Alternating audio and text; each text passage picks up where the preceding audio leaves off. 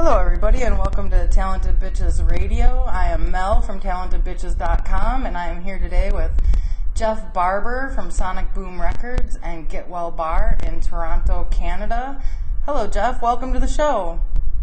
Hi Mel, good to be here, thanks.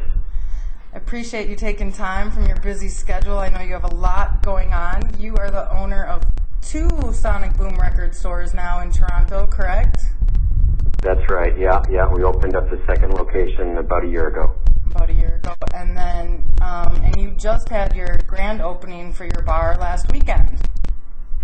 Yeah, that's right. We opened up last weekend after working on it for a couple of months. It feels great to have it open. Well, the main reason that I put you on the Talented Bitches radio show is because the thing that impresses me the most about you, well, many things impress me the most about you, but is your ability to take a business from the ground up, and not only from the ground up, but to do a record store. Taking a business that raw, it has all of its challenges, but then to face all the changing technology in that business and still have it thrive.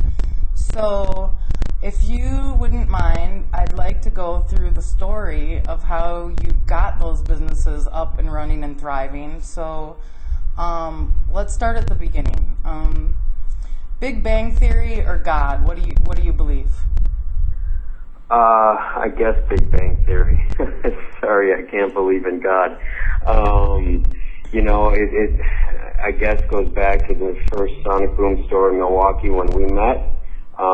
Had been working for a gentleman that had a small chain of stores in Minneapolis, and worked for him for about 6 years, and thought I'd like to try it on my own, and went to Milwaukee where it seemed like there wasn't a whole lot of similar competition, and opened up a very, very small store there, and learned, trial by fire there on what it was all about to run a small business. And had somewhat success, and was able to move to a better location after about a year, and ran that for a few more years, but never saw it expanding further than where it was at, which wasn't much beyond paying its bills, and of course had greater aspirations in what I wanted to do. And so at that time got back in touch with my previous boss back in Minneapolis, and went back and worked with him for about a year and a half, and decided to form a partnership with him. And that's when we started looking at Toronto and moving up there.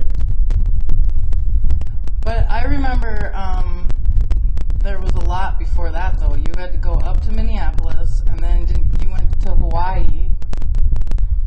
Yeah. I got kind of sidetracked when I went back to Minneapolis. The initial plan was just to kind of mentor under him for about a year, maybe a little less, and then go open up another market, being a 50-50 partner share with him.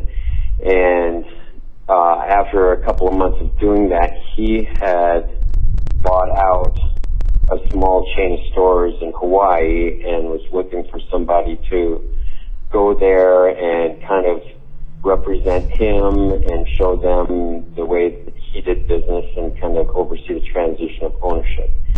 So ended up doing that for him and going out to Hawaii for a few months, which was invaluable experience as we went through the transfer of ownership, looked for a new location to open up another location while we were there, so got a lot of experience on dealing with looking for locations and dealing with signing leases and that kind of stuff.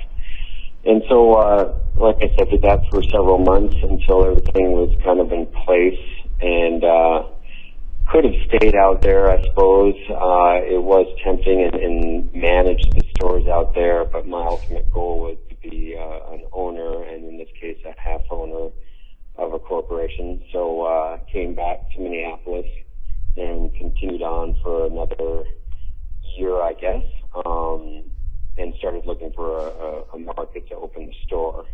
And that's when I visited Toronto and really fell in love with the city and seemed like a good fit for what we wanted to do, and found a great location. The other market I was looking at was San Diego, and I had an agent out there looking for a location there at the same time, but didn't quite have the vibe that I was really jazzed on as far as Toronto did. So when the location in Toronto opened up, I jumped on that. It was a great space and a good location, 10,000 square feet, so plenty of sales floor that we needed to do what I wanted to do, and did that, and it was, much more successful than I had ever thought.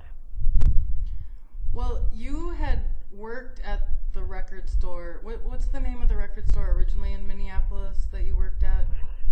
Yeah, that was Cheapo Records. Cheapo. Now, you worked there in high school, right? No, I worked there after I dropped out of college. I had an illustrious career in Burger King during high school. And then it was when I was in university in Tennessee and not really knowing what I wanted to do, and ultimately dropping out of school there and wanting to backpack around Europe. So moved back to Minneapolis to save some money. Found a job at a record store because I had no idea what to do, and just enjoyed that environment and music, and so got a job there and went to Europe and traveled for a while, and then came back and continued working there. So I started there after I dropped out of university. Okay, and all this is after you were an astronaut at age 8, right? After an astronaut where? After you were an astronaut at age 8, is that correct? That's right. I have that in my notes. Yeah. That you were an astronaut. Is that? Yeah, that's not in all the bios that are out there, but it is true. It was mostly undercover operation, but I was the world's youngest astronaut. I knew when I wrote that was correct. Yeah. One thing that was always really impressive, and I think Milwaukee is what it is, but you definitely had one of the most successful stores there. And the reason that you did have that was because you have such a wide range of interest in music, and you knew so much about music. And have you always been like that, or is that what kind of keeps your passion going for the business, or? Well, kind of working at a record store, you can't help but learn insane amount about music. You're surrounded by it. Everybody that you work with is talking about it all the time. So, I had a decent knowledge of music. I've gone on to employ many people that have much vaster knowledge than I do. But kind of what you said on the first part of that the store, both in Milwaukee and here, has carried pretty much every type of music under the sun. We don't try and have a niche store and focus on certain categories and eliminate and isolate certain customers. We sell everything, we buy everything, both new and used. We've never, excluded any format, CDs, LPs, DVDs, cassettes, 8-track tapes, so kind of making it a spot where anybody can go and find something for them. And I think that's a huge part of the reason that it has been successful, especially over the last 10, 15 years, where 80% of the retail record stores out there have gone out of business. Yeah, can you talk a little bit about that, and what has been the difference between you being able to survive and other people struggling or not making it? Sure. Yeah, I don't know all of it. I guess there's been a lot of fortunate aspects about it, but there's a few things that I think have done it. One is kind of the connection to the local music scene. We have in-store performances on a fairly regular basis that get people that wouldn't normally come into the store, and that's one of the hardest things of retail, is just to get people to walk through the front door. So that affords us a constantly new group of people that are always coming in when we're booking all different kinds of acts to do in-store performances. So I think that's been very beneficial. The fact that we do carry all different formats and all different styles of music, I think, has helped tremendously. Also, I do have 2 locations now, and I can get into that in a minute. But prior to that, I started looking, about 7 years ago, as the store was really succeeding, started to consider opening up another location, and started looking at other stores that were doing well across North America. And most of the ones that were doing well really usually only had 1 or 2 locations and weren't expanding at that time. Most of the ones that were going out of business were small chains, large chains, record stores that were trying to expand, and I think expand too fast. And the one location, which I said was very large, over 10,000 square feet, and doing quite well, and at that time and for the following 7 or so years, felt it was really important just to focus on it and make it the best store it could be. And I think that helped a lot, that I put all my resources into that one location and really kept focused on it.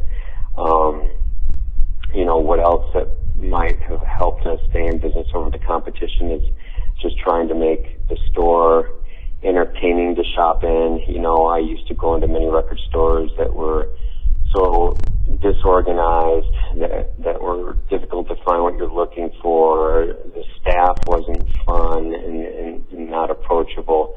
Aesthetically, it wasn't it wasn't good looking. And,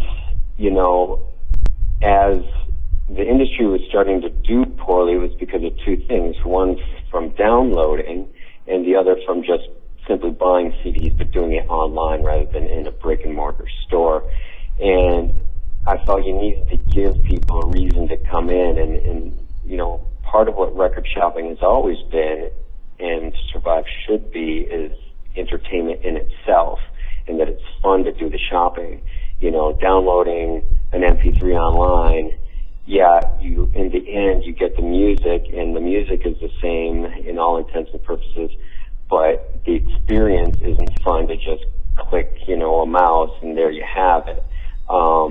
Sort of make it entertaining to come in. So by being in a location where we're close to restaurants and movie theaters and that kind of stuff, it was a good destination before and after, make it part of your evening's entertainment, really, to do the shopping. So I think that had a lot to do with it also. If you fast forward to a year ago, when I did open up a new location, that stemmed out of 2 things. For one, that there was this resurgence of vinyl, and I should state that we probably would be out of business if it wasn't for that. I never anticipated how much it would come back, how much of a component of our sales. Over the last several months, it's finally surpassed our CD sales. And turntables, and selling the turntables and vinyl accessories and that kind of stuff. And we're selling so much of it that, talking with my staff, we're like, I think we could probably open a second store that's all vinyl. So that was what kind of the idea of the second store came about. And so we do have a smaller 2,000 square foot second store, but that's vinyl only, and it's a very niche kind of specific store in a different neighborhood. And that's actually the way that those 2 stores came about was kind of a little bit of a dramatic story. Do you want to convey that story? What happened? Yeah, sure. And I guess you're right. Part of the impetus of opening the second store, besides the fact that vinyl was selling so well, was that I was losing my lease in our original location that I'd been in for 11 years, and it was an extremely frustrating, extremely emotional situation for me. I lived upstairs. It was a great location, big store. I had a beautiful apartment that I had renovated upstairs, and was hoping to be there for the foreseeable future after being what I felt was a great tenant for 11 years. And unbeknownst to us, as our lease was coming up, my landlord was not being very forthcoming with the information on what was happening with the building. I kept trying to talk to him about renegotiating a new lease now that it was expiring, and at the very end of the 11th year, which I was able to finally get an extension out for the 10 years, he just said that I needed to look for a new location and that they had other plans for the building, which at that time I said I would be happy to look at buying it if he was interested in that, and he said he wasn't interested in that and just said that I needed to look for a new location. Soon thereafter, as I started looking for a new location, and I had already somewhat actively been doing it because I wasn't sure where we were going with it, I came to find out that a dollar store was moving in and that they were going to renovate, and that this large record or dollar store chain in Canada was going to be taking over, and that was a little kick in the pants in the whole frustrating situation.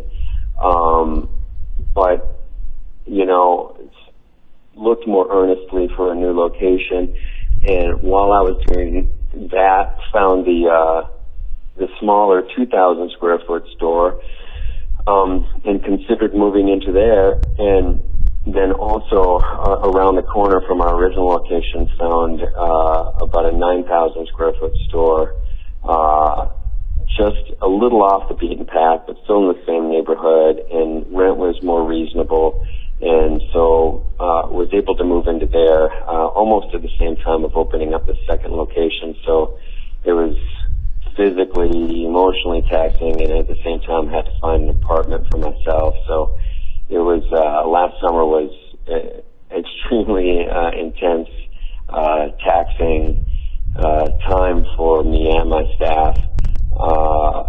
I had hoped at best we would keep about 80% of our sales and our customers once we went around the corner, but I didn't foresee how much publicity we were going to be getting out of it. So much goodwill, so much attention. When it was all said and done, our business almost a year later is up about 5% over the previous year, which I never saw, and has been fantastic. And awesome. The fact that we've landed on our feet,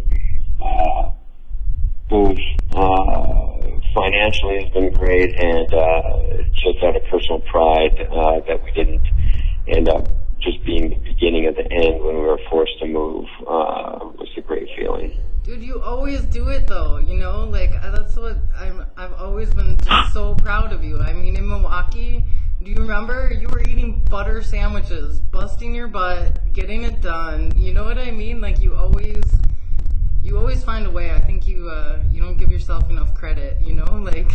Well, thanks, Mel. I appreciate it. Yeah, I mean, the times in Milwaukee were tough, for sure, and you know, kind of sticking by that adage of just, you know, continuing to work hard and hopefully things will work out. And one thing that I think I've done very well here is you know, put together a great staff and surrounded myself with great people to where there's no way I could do everything that we do at the store.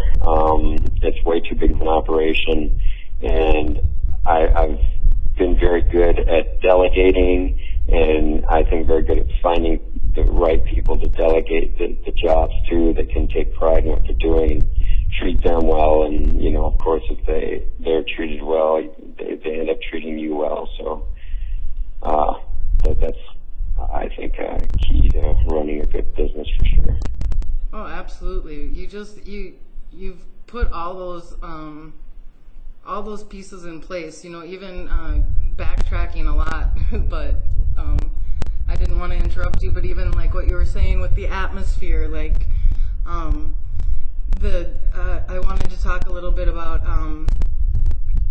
how your displays on Bloor Street. I mean, they were basically like these great art installations, and can you tell me a little bit about like how you were even doing that yourself in Milwaukee? But did you start to have like professional artists coming in and doing those on Bloor Street, or? Yeah, well, that ended up being I don't know if I'd say that a huge part of our success, but certainly has helped us gain a lot of attention and awareness, and we get, we've had a lot of articles written about our window displays and our visual displays inside the store as well. And what I was doing in Milwaukee, I'm not an artist. It was nothing special, but knew it was important. Always, just had fascination with old school window displays and places that did it well, and I just think it's a good part of the pride of the business, and it adds to the ambiance of the neighborhood. And on Bloor Street in Toronto here, I found myself with, I guess it was almost 60 linear feet of window space on one of the busier streets in the city, and knew how valuable that was as advertising space, really, and to generate interest in the store. And hired a few people. Often was just having some of my employees that took interest do some displays. Occasionally hired somebody to do displays. And then just by chance, one of my employees, Tim Oakley, decided, hey, do you mind if I try a display? And really took to it. Incredibly talented artist, and started doing these extremely interesting, unique, and eye-catching displays. And the more we got feedback from it, the more I saw how valuable it was and fun it was, and basically within reason kind of gave him an open budget to just go crazy and make the most wild, unique, interesting displays he could. And so he started flourishing, not really having anything holding him back, to just, get as creative as he could, and it just kind of steamrolled from there. Fortunately, the new location has plenty of street frontage also, so we've continued with that, and the new location has that as well. Yeah, those are great. And you've got some pictures of them on your webpage, sonicboommusic.com, is that right? Yep, that's right, sonicboommusic.com. Okay. The other thing I want to be sure that we get to is, since I've known you, you have talked about wanting to own a bar, and I'm so excited that that's finally come true for you. Tell me about that. Yeah. How did that happen? Sure. What's going on? Well, I don't know. It's all still kind of sinking in that it's actually open now. I have talked about it as kind of a pipe dream, for 30 years almost. And then about 2 years ago, started to look at it as an actual possibility of something to do. I think out of the idea that as successful as the record stores have been, still kind of wanting to branch out in what I do and what companies I'm involved with and that kind of stuff. So about 2 years ago, started looking for some business partners to do it with and to look for a location to do it.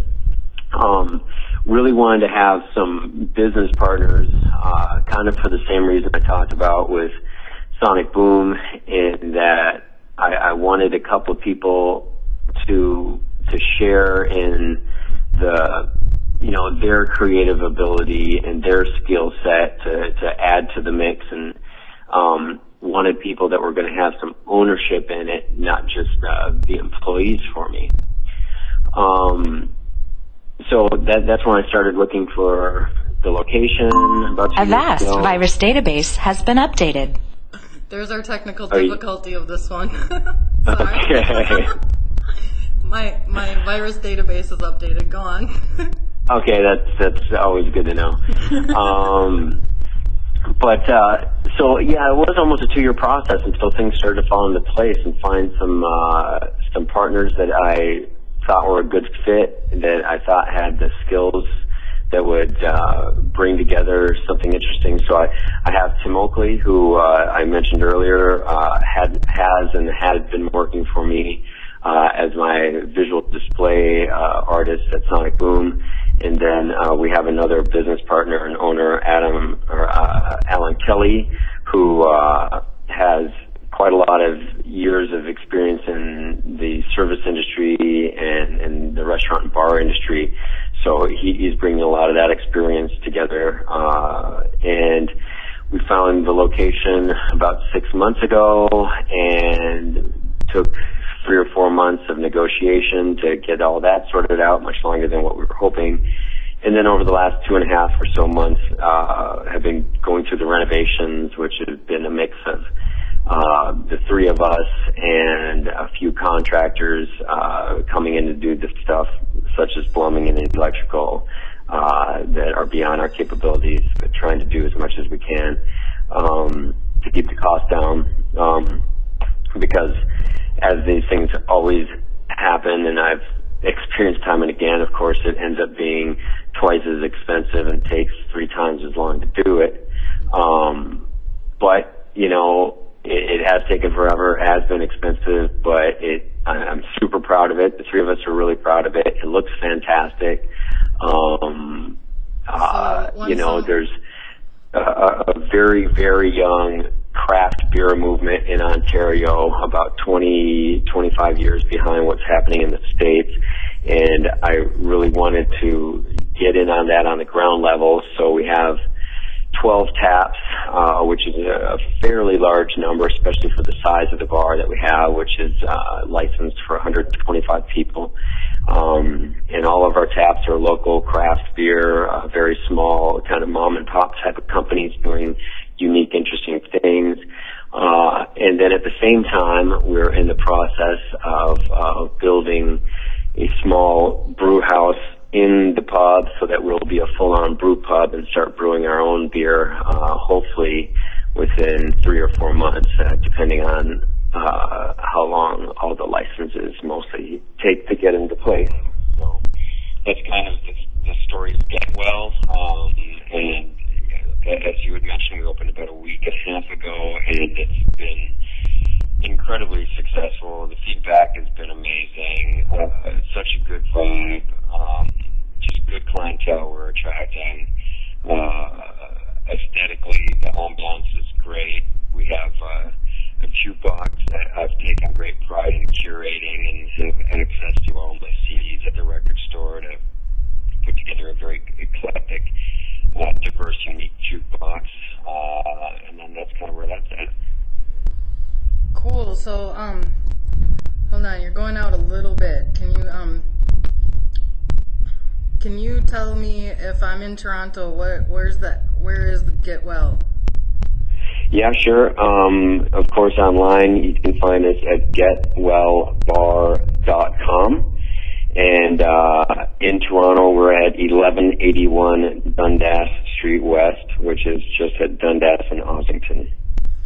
And I'm dying to know how you found the Dolly Parton pinball machine. Yeah, we have part of the mix that I should mention at the bar is that we do have 7 vintage pinball and arcade games. You know, on the pinball side of it, we have Captain Fantastic, Elton John from 76 or 75, I believe. And the Dolly Parton that we have is from 76 or 77. And the pinball games we just found at a pinball place down in Hamilton, Ontario, which is about an hour outside of Toronto. And then we have 5 early to mid-'80s arcade games, anything from Centipede and Pac-Man to Asteroids and Dig Dug and that kind of stuff. And those I've literally gotten from various people off of Craigslist and got them together and am kind of having a crash course in how to repair and maintain all these games, because being 30+ plus years old. They're very finicky and apt to break down. So it's kind of becoming a second hobby, trying to keep these things up and running. But it's fun for sure. Wow, I bet it looks just amazing. You've got such good taste. I'm sure it's got really great atmosphere, and I know you have good taste with beer. You've always been good with that. So yeah. Very cool. Well, now if you don't mind me getting a little bit serious, so you're an expat. You live in Canada, and you know that I've become an expat now. That's right. And because I live here in Mexico. One of the things, obviously, I deal with on a daily basis is language challenges. Have you had a lot of challenges with the language in Canada? Are you having trouble picking up Canadian? Yeah, well, it is. It can be very difficult at times to weed through the A's and for sure's and you knows and all of that kind of stuff. Yeah, I'm getting by just fine. Thank you for your concern. I've been taking courses and slowly starting to figure it all out. You have? I've actually met a few Canadians, and I learned, I don't know if you've heard these phrases, that when they're happy, they're tickled, and when they're upset, they're choked. I actually haven't heard that. I'm sure there's a lot of local colloquialisms out there. It's a big country, but I haven't heard those. I'll keep an ear out for it. Well, I'm glad I could help you with your Canadian, Jeff. I'm glad I could. Thank you. I'll make notes of those. Now, is it safe to drink the water in Canada? I'm finding it definitely safe to drink the water in Canada. Really? How about in Mexico? No, it's not. Okay. Okay. Wow. Okay, so we learned a little bit. You can drink the water. Okay. I heard that Mounties look really cool but have no sense of humor. What is your experience with Mounties? I think you've heard right on. They do look really cool and have no sense of humor, and wouldn't want to cross paths with them if I didn't have to. One question for you, being an expat, is have you registered for the upcoming presidential election? Not yet. But I will. Okay, well, you better get on that. Okay. I go to the embassy, I take it? No, you do it. You can do it online. Just Google and you'll figure it out. Okay. If not, I'll send you a link. Okay. Well, we could put it up on Talented Bitches for all the expats in Canada that can drink the water. That's right. And all the expats in Mexico drinking the beer because we can't drink the water. Yeah. All right. Well, Jeff, before you go, give us the addresses of your two stores. The addresses of the two stores? Yes. Yeah, sure. Our main store is at 782 Bathurst Street. That's in the Annex neighborhood of Toronto at Bloor and Bathurst. And our second location, which is the vinyl location, is in Kensington Market neighborhood of Toronto, and that's at 201 Augusta Street. And again, they can be, all the information can be found at sonicboommusic.com. So it's pretty easy to check us out, and we're open 10 a.m. to midnight every day but Christmas. All right. Well, Jeff, it's always a pleasure to talk to you. I'm so proud of you, man. You're one of those people that took practically just an idea and a dream and made it into something great, and I'm always so proud of you. Proud to call you my friend, and thanks for spending this time with me. Thank you so much, Mel. It's great to catch up and great to spend time with you and your listeners, and so proud of you as well. You've taken just as much of a risk in moving to a wonderful country and having to figure out all the ins and outs, and I've been very, very amazed and proud of in watching you accomplish all that too. Aww, I gotta do the warm fuzzy music now. All right. And cue the warm fuzzy music. And cut.